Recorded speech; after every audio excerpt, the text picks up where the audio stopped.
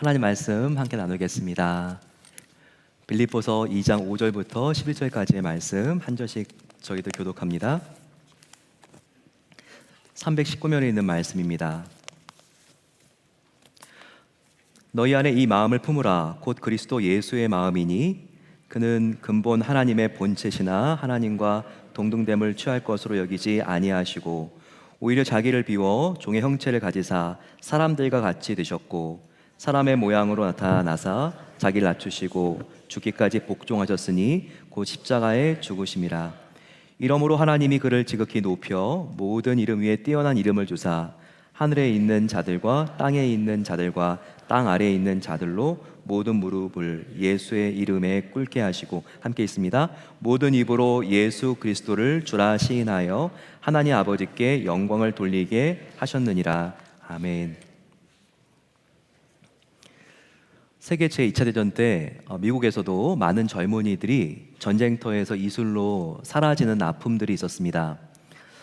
병력이 부족하고 그리고 2차 대전 참전은 굉장히 갑작스럽게 미국이 결정한 일이라서 굉장히 병력 숫자가 부족했습니다. 각 도시들마다 영장을 받은 젊은이들이 인산인해를 이루면서 각 중앙역 유니언 스테이션을 통해서 전장으로 이렇게 그들이 발령을 받아 나가게 되었습니다. 워싱턴 DC에도 유니언 스테이션이 있었는데 그때 밤에 많은 장병들이 이동을 했습니다.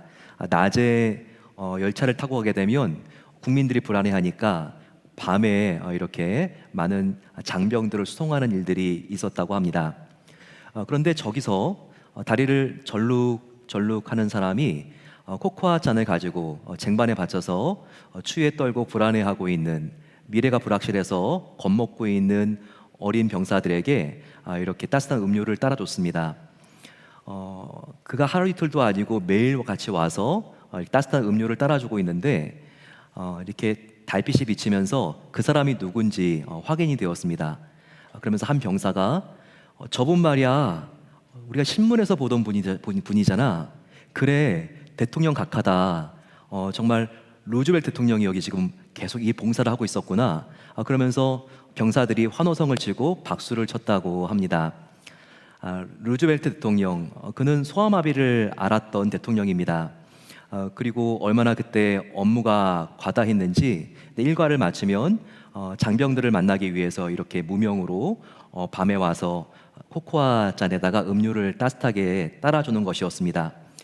그때 젊은이들이 정말 사기가 올라가고 온 국민들이 큰 감동을 받았다고 합니다. 얼마나 섬김의 삶이 이렇게 아름답습니까? 대통령으로서 자기의 지위를 내려놓고 이 낮은 곳에서 젊은 병사들과 함께 동거동락하는 대통령의 모습, 참 아름답습니다. 성경에서 섬김과 봉사처럼 아름다운 단어가 있을 수 있을까요? 그런데 봉사와 섬김은 거의 성경에서 동의어로 사용이 됩니다. 섬김이라고 하는 말을 헬라어로 디아코니아라고 합니다.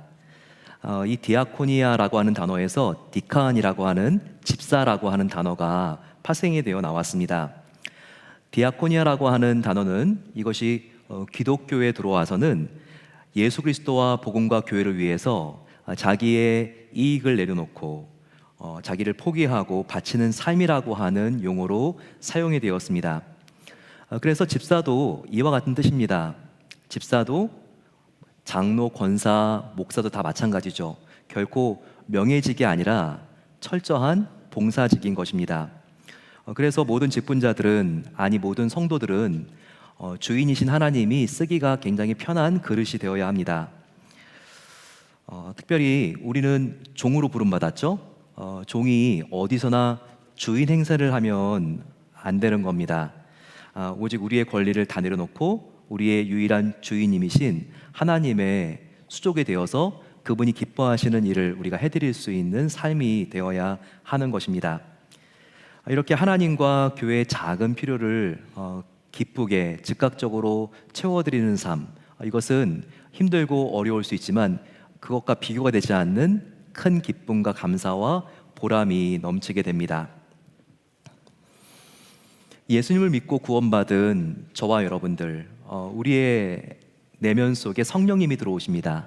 그러면 그분이 내 안에서 더욱더 충만해지면 충만해질수록 우리가 예수님의 마음을 닮아가게 됩니다. 특별히 예수님의 성품들이 다 녹아 있어서 예수님의 행동으로 나와 있는 성경에 아주 보물 같은 장이 하나 있습니다. 바로 눈치채셨겠지만 오늘 우리가 읽은 빌립보서 2장입니다. 2장을 보게 되면 특별히 예수님의 마음이 담긴 행동들의 특징이 나와 있습니다. 2장 7절부터 나와 있는데 우리가 끝까지 보게 된다면 크게 네 가지입니다. 자기를 완전히 비우고, 그리고 섬기고, 자기 자신을 낮추고, 그리고 마지막으로 순종하는 삶이 예수님의 성품을 반영한 예수님의 행동 패턴이라는 것을 우리가 발견하게 됩니다. 그 중에 첫 번째가 자기를 비우는 것이라 그랬죠. 바로 자기를 비우고 낮추고 섬기고 순종하는 모습이니까요. 첫 번째가 자기를 온전히 비우신 예수님의 행동입니다. 바로 그것이 빌립보서 2장 7절에 예수님의 행동 순위 중에서 제일 먼저 나와 있습니다. 보실까요? 오히려 자기를 비워 종의 형체를 가지사 사람들과 같이 되었다라고 나와 있습니다. 예수님은 하나님이시죠. 하나님 아버지와 같은 자리, 같은 능력, 이것을 동급으로 갖고 있었는데 예수님은 거기에 안락하게 있는 것에 만족하지 않으시고 하나님께서 우리를 살리기 위해서 인간의 세계 가운데 예수님을 보내기를 원하셨을 때 바로 그 길을 순종하기 위해서 자기를 완전히 비워서 인간의 모습으로 이 땅 가운데 내려오시고 태어나시는 그런 모습이 여기에 담겨 있습니다. 특별히 자기를 비운다, 이와 같은 의미를 케노시스라고 하는 용어로 신학은 설명을 합니다. 여기 보게 되면 자기를 비워라고 되어 있는데 이 비우다라고 하는 헬라어 단어가 케노우입니다. 케노우. 근데 케노우에서 케노시스가 되면서 이게 자기 비움이라고 하는, 자기 자신의 죄를 비우는 이와 같은 교리가 되었습니다. 처음 들어보는 분들도 계실 것 같은데 이 케노시스, 이 교리는 굉장히 우리가 예수님을 닮아가는 데 있어서 정말 중요한 교리입니다. 한번 따라해 보시겠어요? 케노시스, 자기 비움, 스스로 자기 힘을 박탈하다. 한번 말씀해 보세요. 스스로 자기의 힘을 박탈하는 것을 말합니다. 하나님이셨지만 그 힘을 내려놓고 포기하고 이 땅 가운데 가장 연약한 인간의 모습으로 오신 예수님의 이 삶의 모습을 케노시스, 자기 비움 교리라고 이렇게 말을 합니다. 한번 우리 다시 한번 이것을 자세하게 보게 되면 무엇으로부터 자기를 비우는 것일까요? 무엇으로부터? 바로 죄입니다. 아담처럼 내가 높아지고 싶고 하나님처럼 되려고 하는 그 이기심으로부터 비워지는 상태를 말합니다. 즉 하나님의 말씀은 빠져 있는 상태에서 내 스스로 인생의 사건들을 함부로 해석하고 내 기분대로 다른 사람들을 또한 내 자신을 판단하고 결정하는 자기 중심성을 바로 우리가 죄라고 하죠. 그런데 이런 죄를 비우는 거, 이것을 케노시스라고 한다는 것입니다. 한번 생각해 보시기 바랍니다. 저와 여러분들이 성령님과 가까이 있다면, 내 안에 계시는 예수님과 가까이 있다면 우리의 자아는 밝아지고 건강하고 기쁨과 희락과 화평으로 가득하게 됩니다. 하지만 반대로 내가 하나님의 성령으로부터 멀어져 있다면, 내 자아가 지금 하나님 그 은혜 바깥에 있다면 우리는 죄와 어두움의 영향을 받게 됩니다. 그래서 내 안에 아담같이 정말 강하고 딱딱하고 차가운 자기중심적이고 이기적인 자아의 온도가 느껴지기 시작합니다. 만약 이런 자아의 상태에서 하나님의 은혜와 성령님과 멀어져 있는 나의 자아의 상태에서 나의 자존심이나 체면을 누군가 조금만 건드린다고 해도 내 안에 나도 깜짝 놀랄 만큼 무서운 괴물이 튀어나오기도 합니다. 얼마나 죄악된 내 자아 안에서 더럽고 지저분한 구정물이 흘러나오는지 우리도 깜짝 놀랄 때가 있습니다. 정말 나의 체면 가운데 스크래치가 난다 그러면 나도 모르게 화와 분노가 치밀어 오릅니다. 가십이 일어나게 되고 편가르기가 일어나고 다툼과 사랑과 신뢰가 깨지는 경우가 있습니다. 사람 사이의 관계가 찢어지고 갈라지고 말할 수 없는 상처를 나와 상대방이 받게 되기도 합니다. 바로 이것이 다 선녀님과 멀어진 상태에서 일어날 수 있는 모습들이죠. 더욱더 하나님의 은혜를 온전히 쫓는 게 아니라 나의 욕심과 탐심을 우리가 쫓고 있다면 정말 가장 부패하고 냄새가 나고 추하고 위험하고 파괴적인 내 자아를 내가 직면하게 되기도 한다는 겁니다. 그런데 케노시스라고 하는 건 무엇이냐? 바로 이것은 이와 같은 거짓되고 이기적인 내 안에 있는 죄성, 거짓된 자아를 내가 내버리는 것을 말합니다. 근데 이게 잘 되지가 않습니다. 어떻게 우리가 우리의 뿌리 깊은 죄성을 비울 수가 있을까요?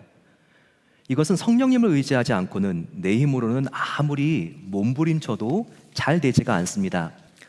그래서 바울도요, 자기가 이미 구원받았지만 자기 안에 더덕더덕 끼어있는 거짓된 자아를 처리해 보려고 하지만 잘 되지 않아서 이렇게 로마서 7장에서 절규하지 않습니까? 오호라, 나는 공고한 사람이로다. 누가 나를 이 사막의 자리에서 건져내랴. 이렇게 그가 안타까워하면서 울고 있습니다.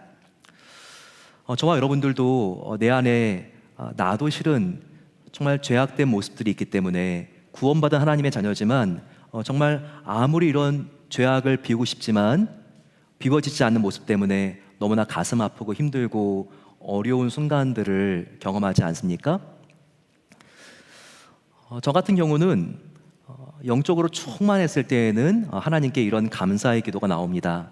하나님, 정말 어느 때보다 하나님의 임재를 느끼게 해주셔서 너무나 감사합니다. 계속 이렇게 하나님과 진실하게 살아갈 수 있도록 도와주세요. 하지만 하나님과 멀어져 있는 저의 모습을 발견하게 되고 제 안에 어두움과 진실하지 못한 모습이 느껴질 때, 그때는 정말 사도 바울과 같은 가슴을 치는 기도가 나옵니다. 하나님, 정말 제 안에 죄와 어두움으로 영향을 받는 거짓된 자아가 느껴집니다. 정말 저는 가짜 남편, 가짜 아빠, 그리고 가짜 목사인 것 같습니다. 이 가짜 껍데기를 하나님 제발 좀 벗겨주십시오. 제 힘으로 안 됩니다. 그리스도의 새 옷을 입혀주십시오. 이렇게 울면서 기도할 때가 있습니다. 그러면 하나님께서는 저를 다시 한번 만져주시고 회개하는 저에게 그리스도의 새 마음을 부어주시는 것을 자주 경험합니다. 사랑하는 성도 여러분, 사도 바울과 또 제가 탄식하는 기도와 같이 저와 여러분들은 내 안에 있는 죄를 바라보면 바라볼수록 하나님께 나아가 새 마음을 달라고 기도해야 됩니다. 주님, 저는 죄인입니다. 하지만 정말 내가 하나님께 고백하지 않는 죄는 아무리 그 죄가 작다고 할지라도 용서해 주지 아니하시고, 하나님께 간절히 회개하는 죄는 아무리 크다 할지라도 다 용서해 주실 것을 믿습니다. 우리가 이렇게 하나님께 나아가 흐느껴 울며 기도할 때 주님은 언제나 우리의 마음을 새롭게 해주시고 하나님의 새 마음을 우리에게 선물로 내려주시는 것입니다. 새 마음을 품기 위해서는 정말 자기 비움, 죄로부터 자기를 비우는 케노시스가 필요합니다. 그런데 여기서 주의해야 될 것은 우리 기독교에서 말하는 내면을 비우는 바로 이와 같은 과정은 불교와 다른 종교와 다르다는 것이죠. 불교의 자기 비움은 아무것도 없는 텅 빈 상태, 바로 그 상태로 내버려 두는 것입니다. 명상과 자기 수양을 통해서 내 안에 아무것도 없는 텅 빈 상태, 공으로 만들어 놓는 것이죠. 하지만 이 불교의 공상태와 우리 기독교의 자기 비움, 케노시스의 상태는 이것은 다릅니다. 우리 기독교는 어떤 자기 비움입니까? 이것은 체험을 통한 자기 비움이라고 말할 수 있습니다. 불교나 다른 종교는 그냥 텅 빈 자기 비움으로 끝납니다. 하지만 우리 기독교 생명의 복음과 진리는요, 정말 채워짐을 통한 자기 비움이라는 것, 바로 이것을 우리가 꼭 기억해야 합니다. 여기에 컵이 있죠. 여기 물이 담겨 있지만 오염되고 부패한 물이라고 한번 생각해 보면 좋겠습니다. 어떻게 하면 이 더러운 물을 뺄 수가 있을까요? 그 방법은 여기에 계속해서 지속적으로 맑은 물, 깨끗한 물을 붓는 것입니다. 그러면 이 안에 더러운 물은 언젠가 온데간데 없이 사라져 있고 깨끗한 물이 되어 있죠. 같은 원리인 겁니다. 저와 여러분 안에 있는 이 죄악을 어떻게 빼내는가? 바로 그것은 내 안에 성령 하나님의 그 은혜를 가득 채우면 채울수록 그와 같은 더러운 생각, 마음, 죄 본성들이 빠져나가는 것을 우리는 기대할 수가 있습니다. 특별히 케노시스, 어떻게 해야지 우리의 내면이 죄로부터 깨끗하게 되고 비워질 수 있는가? 바로 그것은 빌립보서 2장 5절에 나와 있는 오직 너희 안에 이 마음을 품으라 곧 그리스도의 마음이니, 이 마음을 품음으로 가능하다는 것입니다. 더러운 물에 깨끗한 물이 들어오게 되면 맑은 물이 되는 것처럼 그렇게 우리 자신을 케노시스, 비울 수 있는 방법은 그리스도의 마음을 계속 내 안에 붓고 이 마음을 묵상하고 생각하고 바라봄으로써 그렇게 우리의 마음이 깨끗해질 수가 있고 죄로부터 비워질 수가 있다는 것입니다. 그렇기 때문에 이것이 바로 체험을 통한 비움의 원리라고 우리가 할 수 있는 것입니다. 빌립보서 2장 5절을 다시 한번 보게 되면 너희 안에 이 마음을 품으라라고 하고 있습니다. 품으라고 하는 단어는 프로네오라고 하는 단어입니다. 프로네오. 이것은 담다 혹은 품다라고 하는 말이지만 깊이 생각하다, 그리고 깊이 치열하게 반복적으로 계속해서 생각하다라고 하는 뜻이 있습니다. 그렇기 때문에 골로새서에서도 볼 때는요, 이와 같은 단어가 있는데 3장 2절의 골로새서 말씀을 보게 되면 위의 것을 생각하고 땅의 것을 생각하지 말라, 바로 이 생각하다라고 하는 단어가 2번 나오고 있는데 바로 이것이 프로네오입니다. 즉 프로네오는 예수님의 마음을 마음속에 품어라라고 하는 뜻이지만 이것은 생각하다라고 하는 말과 동의어인데 어떤 생각이냐면 의지적으로, 선택적으로 계속해서 반복적으로 그렇게 생각해서 그 생각으로 내가 길들여지고 그 생각이 나의 패턴이 되고 습관화되는 것을 이렇게 말하고 있는 것입니다.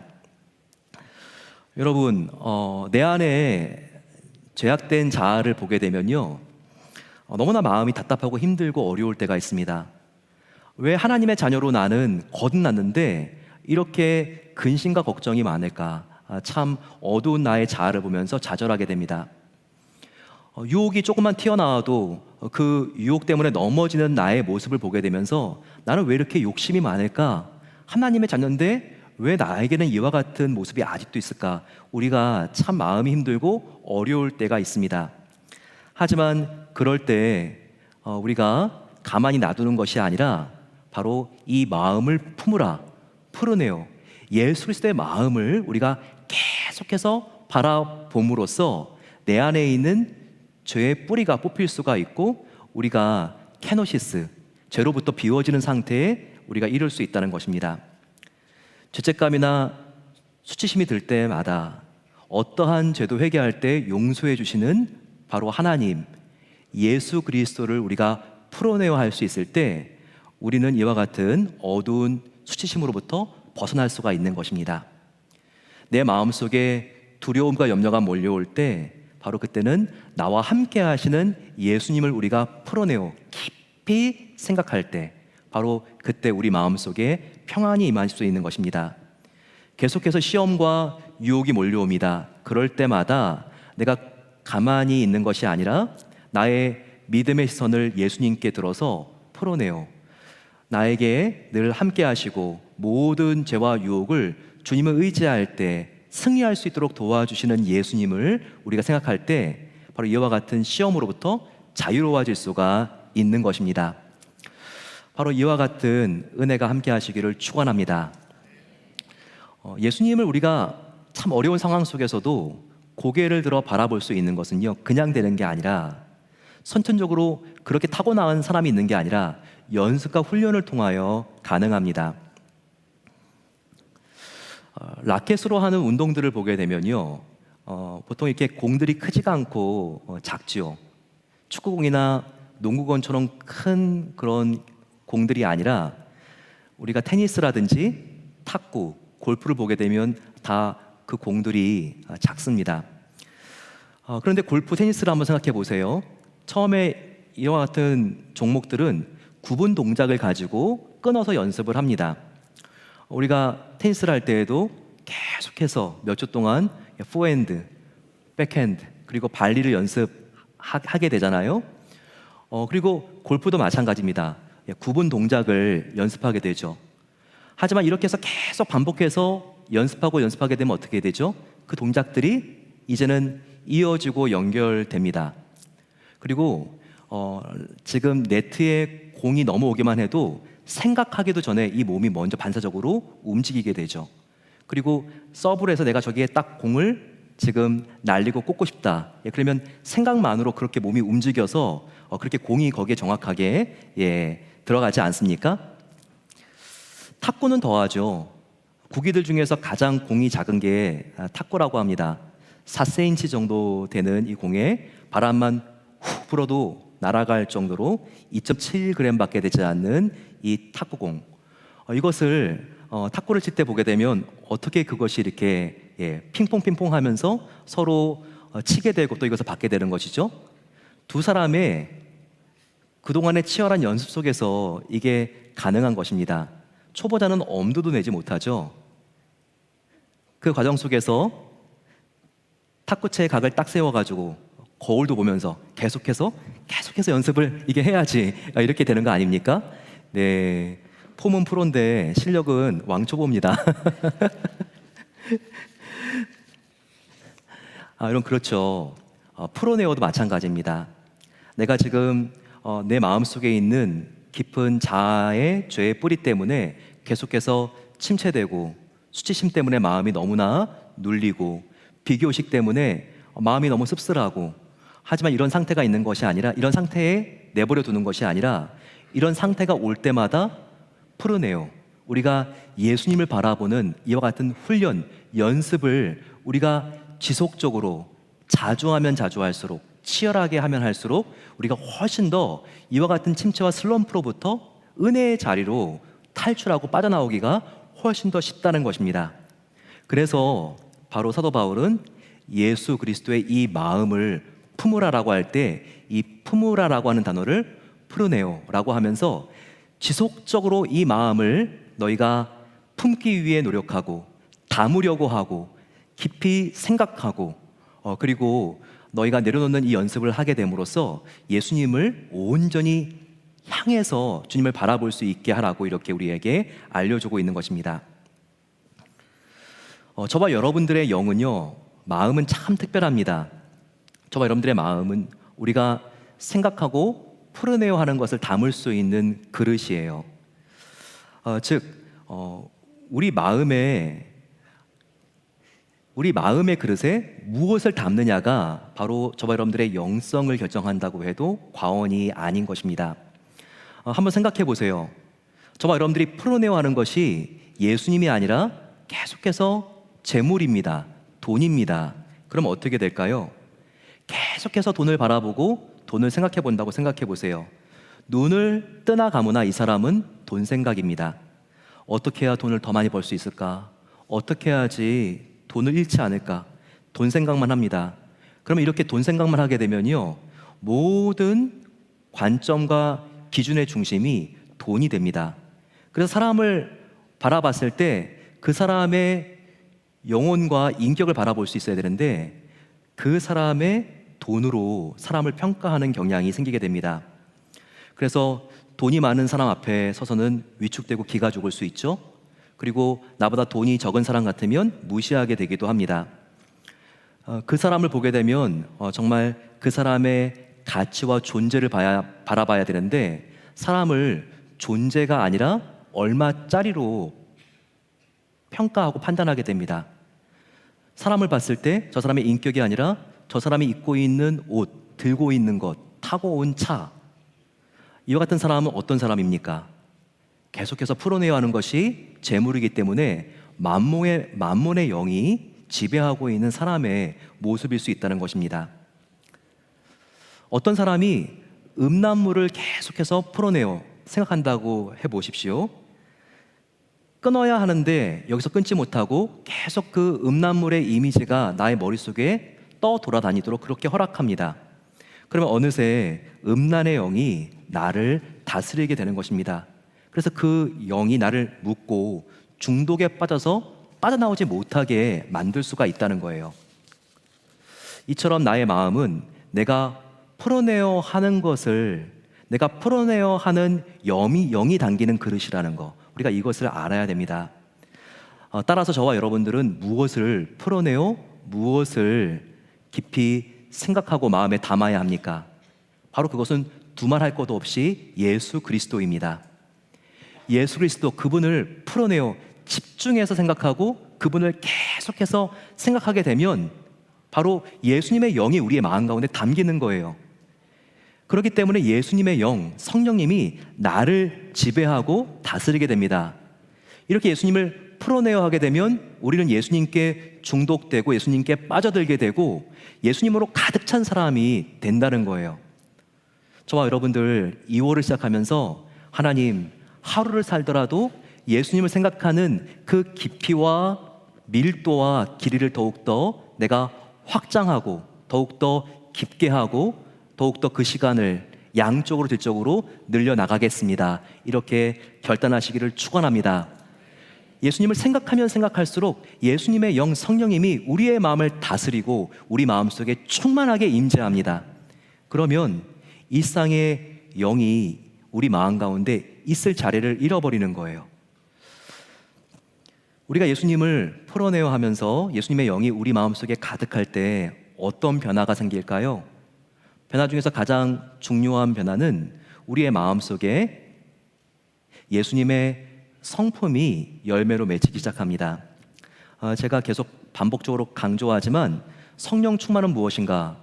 그것은 정말 어디서 번개 같은 불을 받는 것보다도 내 마음속에 예수님의 성품의 열매가 싹트고 자라나고 열매 맺는 것입니다.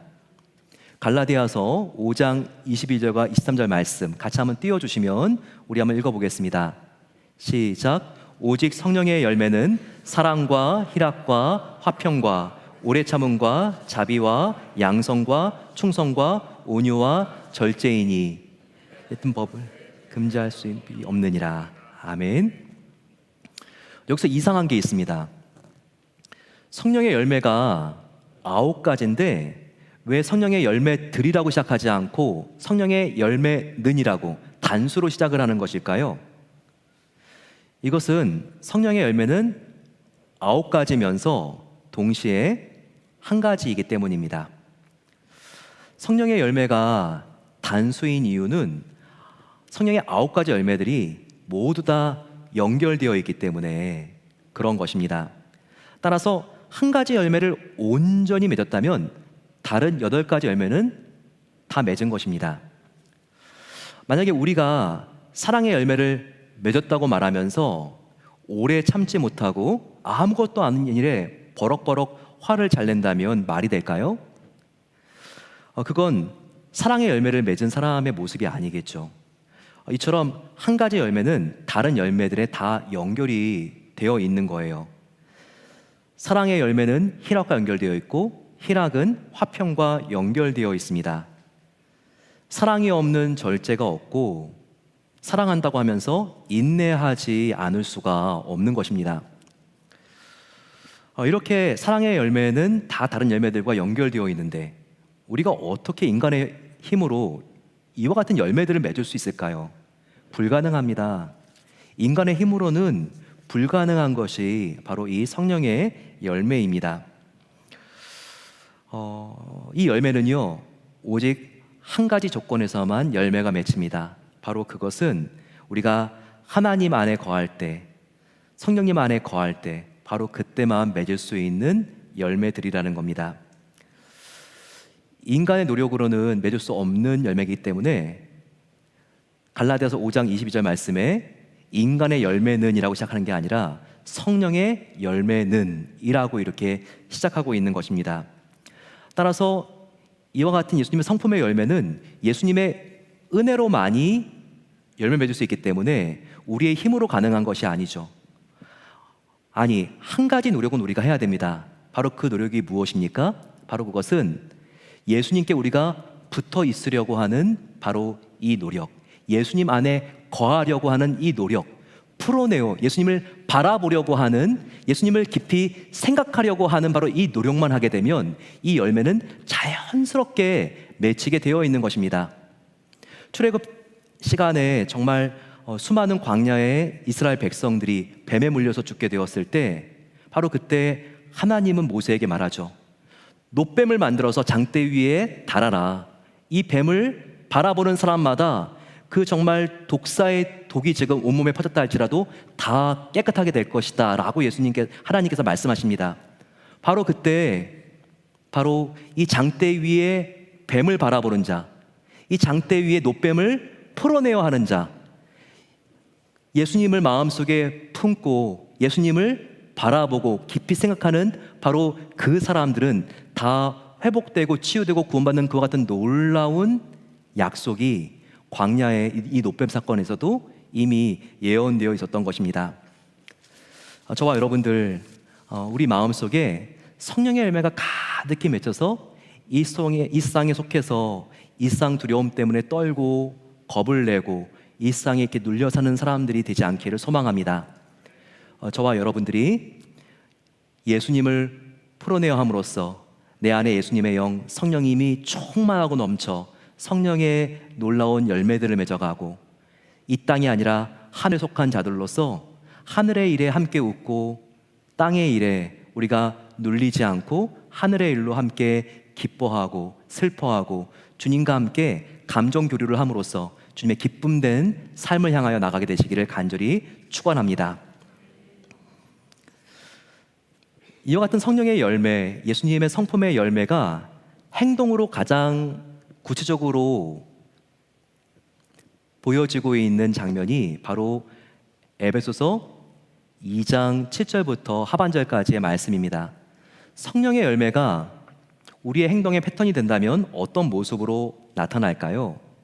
아까 말씀드린 부분과 같습니다. 6절부터 7절까지 한번 보시기 바랍니다. 예수님 그는 근본 하나님의 본체시나 하나님과 동등됨을 취할 것으로 여기지 아니하시고 오히려 자기를 비워, 여기 우리가 주님을 닮아갈 때 바로 비움의 영성이 나와 있죠. 종의 형체를 가지사, 이것은 섬김의 삶을 말합니다. 종의 형체를 가지사 사람들과 같이 되셨고 사람의 모양으로 나타나서 자기를 낮추시고 정말 자기 자신을 가장 낮은 자리에 두신 예수님의 모습, 그리고 십자가에 죽기까지 복종하셨으니, 바로 이 네 가지가 예수님의 열매가 가득한 사람들의 삶 속에 나타나는 예수님의 형상이고 모습입니다. 즉 성령의 열매가 예수님의 성품이 행동으로 집약적으로 나타나 있는 바로 그 행동의 모습, 비우고 낮아지고 섬기고 그리고 순종하는 사랑의 삶으로 이렇게 표현될 수가 있는 것입니다. 일본이 낳은 세계적인 신학자이면서 신실한 목회자가 있습니다. 그의 이름은 가가오 도요히코입니다. 그는 고베 신학교를 졸업하고 미국의 프린스턴을 졸업한 정말 엘리트입니다. 신학뿐만 아니라 생물학을 그가 전공을 하고 그 당시 1900년도 초에 일본으로 그가 귀국하게 됩니다. 하지만 그는 이 고베 안에서 가장 가난한 사람들이 모여있는 빈민 그룹에 들어가게 됩니다. 가난하고 병들고 사회적으로 천대받는 고아, 기생, 죄수들과 함께 생활을 하면서 복음을 전하고 사회사업을 하고 농민운동을 한 사람입니다. 그는 젊었을 때 아주 지독한 폐결핵을 앓았습니다. 그래서 정말 각혈을 하고 피고름이 나오고 정말 이와 같은 사형 선고와 같은 질병 때문에 너무나 괴로워하면서 죽을 날만 기다리고 있었습니다. 마지막 이제 고향을 방문하고 내가 죽어야지 이 마음을 가지고 고향으로 돌아왔고 마침 주일이 끼어 있어서 예배를 드리고 집으로 돌아왔습니다. 그런데 주일 예배를 드렸는데도 얼마나 그 마음이 힘들고 혼란스럽고 어려운지 정말 너무나 견딜 수가 없을 만큼 그가 어려운 시간을 보냈습니다.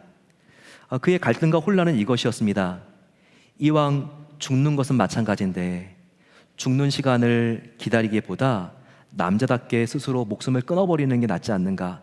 자살 충동 때문에 너무나 마음이 힘들고 어려웠습니다. 밤새도록 몸부림을 친 다음 날 새벽에 아주 하나님께서 삶의 중요한 결론을 얻게 하셨는데 이 결론 때문에 그는 죽지 않기로 결심을 했을 뿐만 아니라 몇 개 안 되는 살림 도구를 다 챙겨서 수레에 싣고 빈민굴에 들어가기로 헌신을 했습니다. 그가 어떤 질문에 답을 얻었기 때문에 자살하지 않고 이렇게 하나님을 위하여 헌신할 수 있었을까요? 바로 그 질문은 이것이었습니다. 이 질문을 스스로에게 던진 것입니다. 만일 예수님께서 지금 나 같은 경우라면 어떻게 하실까? 이 질문에서 결론을 그가 얻은 것입니다.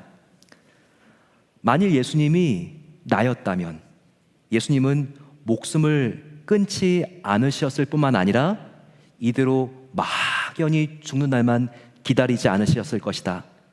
그분은 목숨이 붙어있는 그 시간까지 이분은 섬김을 받기 위해서 오신 분이 아니라 섬기러 오신 분이기 때문에 섬길 자를 찾아 더 낮은 곳을 찾아서 내려갔을 것이다. 이와 같은 결론을 얻고 그는 고베 빈민촌으로 자살하지 않고 들어갈 결심을 하게 된 것입니다. 의사들은 그가 3개월을 살아도 많이 살 것이라 그랬어요. 그런데 고베 빈민촌에 들어가서 그가 이렇게 헌신하는데 그의 나이 70세가 넘을 때까지 얼마나 아름다운 예수님을 닮은 섬김의 삶을 사는지 모릅니다. 빈민촌의 온갖 오물을 걸레와 빗자루를 가지고 그가 청소를 합니다. 사람들이 버리고 돌보지 않는 고아, 나병 환자, 결핵 환자들, 그분들의 피고름을 입으로 다 빼주고 심지어는 변이 딱딱해서 배설할 수 없는 사람의 항문에 자기의 입을 넣어서 이것을 녹여주면서 정말 이 배설물들을 그렇게 다 깨끗하게 정말 처리해주고 한 명 한 명을 예수님의 사랑으로 보살피고 그러면서 이 빈민굴이 정말 천국 하나님의 사랑으로 가득 차게 되는 놀라운 역사와 은혜를 그가 경험하게 되고 하나님의 사랑을 흘려보내게 됩니다. 여러분, 섬김의 삶 정말 힘들고 어렵게 느껴지고 때로는 더럽게 느껴진다 할지라도 그 안에는 진정한 기쁨과 감사와 보람과 예수님의 향기가 있습니다. 바로 그 삶은 내 마음속에 이와 같은 섬김을 통하여 예수님의 영이 더욱더 가득하고 충만하게 되고 그리고 이와 같은 섬김을 통하여 이 작고 추한 내가 예수님을 닮아가는 것을 날마다 우리가 경험할 수 있는 은혜의 길이기 때문입니다. 오늘 우리는 직분자 선거를 합니다. 직분자 선거, 누구는 되고 누구는 되지 않고 나는 후보에 들어갔고 나는 후보에 들어가지 않았고 이것이 절대 우리의 관심이 되면 안 되는 것입니다. 여기서 후보가 되신 분이 있다면 오늘 들은 말씀을 깊이 있게 마음속에 묵상하고 새기십시오. 내가 이 자리에 서 있는 것, 왜 서 있는 것인가? 바로 그것은 예수님을 온전히 바라보는 프로네요. 그리고 나의 죄성을 비우는 바로 이와 같은 자기 비움의 영성을 더욱더 배우기 위해서 지금 이 자리에 있는 것입니다. 내가 이와 같은 직분을 통해서 예수님을 따라 더 낮은 자리로 내려가야지, 이와 같은 결심을 해야 하는 것입니다. 또한 이 투표에 참여하시는 모든 분들, 우리가 직분자보다 더욱더 우리가 지향해야 되고 갈망해야 되는 것은 정말 함께 모인 무리가 아니라 예수님의 참된 제자가 되는 것입니다. 예수님의 참된 제자, 예수님의 성품이 열매로 있는 자들입니다. 주님, 나에게 진정한 섬김을 나의 마음속에 가득히 채워주시고, 이와 같은 섬김이 나의 손발을 통하여 하나님의 사랑이 흘러갈 수 있는 내가 통로가 되게 해주시고, 나의 입술을 통하여 다른 사람들을 세워주고 복음을 전해서 다른 사람들이 예수님을 믿게 되는 그와 같은 아름다운 통로로 나의 인생을 사용해 주시기를 간절히 기도합니다. 그와 같은 하나님께 기도와 또한 복음을 삶으로 실천하는 저와 여러분 되시기를 간절히 축원합니다.